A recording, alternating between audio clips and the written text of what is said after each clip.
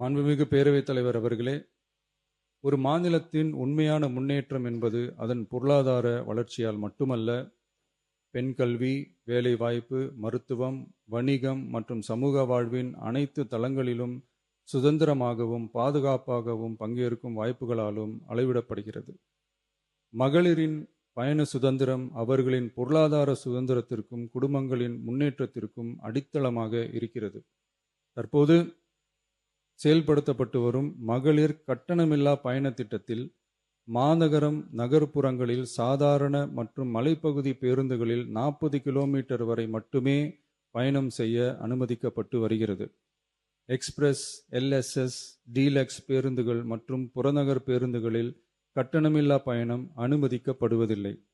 தமிழ்நாட்டின் எந்த பகுதியிலும் வசிக்கும் ஒரு மகளிரும் போக்குவரத்து கட்டணத்தால் தமது வாய்ப்புகளை இழக்கக்கூடாது என்ற சமூக நீதி சிந்தனையை இவ்வரசு முதன்மையாக கொண்டுள்ளது.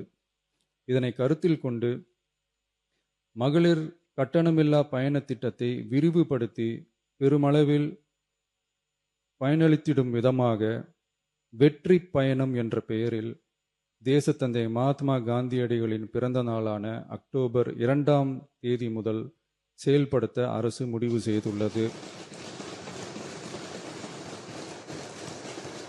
என்பதை இந்த மாமன்றத்தில் மகிழ்ச்சியுடன் அறிவிக்கிறேன். அதன்படி முதல் கட்டமாக மாநகரம், நகரங்களில் சாதாரண பேருந்துகள் மட்டுமின்றி மாநகரம், நகர்பகுதிகளில் இயங்கும் எக்ஸ்பிரஸ், எல்எஸ்எஸ், டீலக்ஸ் அரசு பேருந்துகளிலும் மகளிர் கட்டணமில்லா பயணங்கள் மேற்கொள்ளலாம்.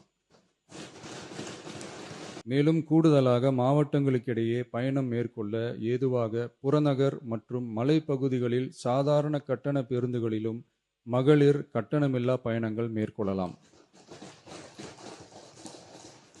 இத்திட்டத்தில் பயன்பெற வருமான உச்சவரம்போ மற்றும் மேற்கொள்ள விரும்பும் பயண எண்ணிக்கையிலோ கட்டுப்பாடுகள் இல்லை. வெற்றி பயண திட்டம் இதர சேவைகளிலும் படிப்படியாக விரிவுபடுத்தப்படும். இதன் மூலம் மாநிலம் முழுவதும் மகளிருக்கான எளிதில் அணுகக்கூடிய பொது போக்குவரத்து வசதி பெருமளவில் கிடைக்கும். இதன் மூலம் மாணவிகள் தொலைதூரத்தில் உள்ள கல்லூரிகளுக்கு செல்லவும், பணியிடங்களுக்கு செல்லவும், மருத்துவம் மற்றும் அத்தியாவசிய சேவைகளுக்கும் கட்டணமின்றி பேருந்துகளில் பயணிக்க இயலும். மாண்புமிகு பேரவைத் தலைவர் அவர்களே, வெற்றி பயணம் என்பது கட்டணமில்லா ஒரு பேருந்து பயணம் மட்டுமல்ல, ஒரு மாணவியின் கல்வி, ஒரு தொழிலாளியின் வேலைவாய்ப்பு, ஒரு தாயின் குடும்ப பொறுப்பு, ஒரு தொழில் முனைவோரின் முன்னேற்றம் போன்றவற்றை உறுதி செய்யும் சமூக முதலீடாகும். தமிழ்நாட்டின் எந்த பகுதியில் வாழ்ந்தாலும் மகளிரின் இயக்க சுதந்திரத்திற்கும்